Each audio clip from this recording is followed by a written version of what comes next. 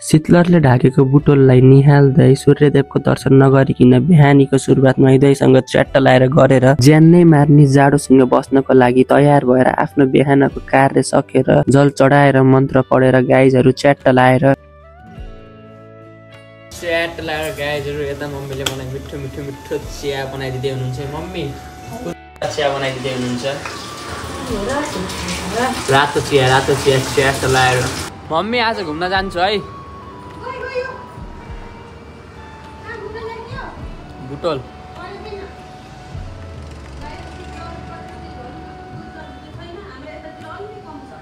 घुम्न जानको लागि मम्मीको रिजेक्सन खाएपछि गाइजहरू च्याट्ट लाएर पहिले चिया खान सुरु गरे है त।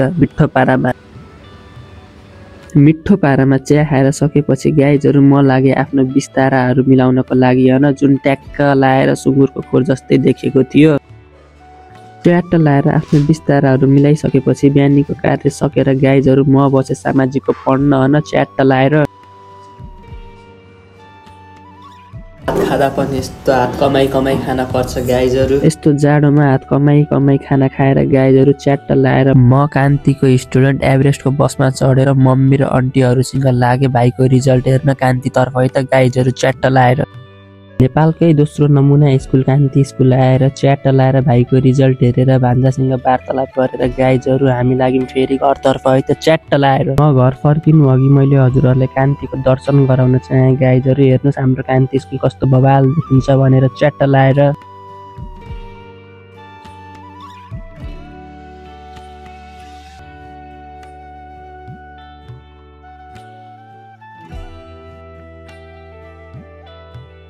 हजुरहरूलाई कान्तिको दर्शन गराएसँगै हामी सबैजना च्याट्ट लाएर भाइ बहिनीको रिजल्ट हेरेर गाइजहरू घर फर्किन लाग्यो है त। एकदम मिठो पारामा तीनो पुलको सर र हावा खाँदै सबैजनाले अटोमा हान छाई गर्दै रमाइलो गर्दै गाइजहरू हामी फाइनल्ली घर पनि आइसक्यौँ है त।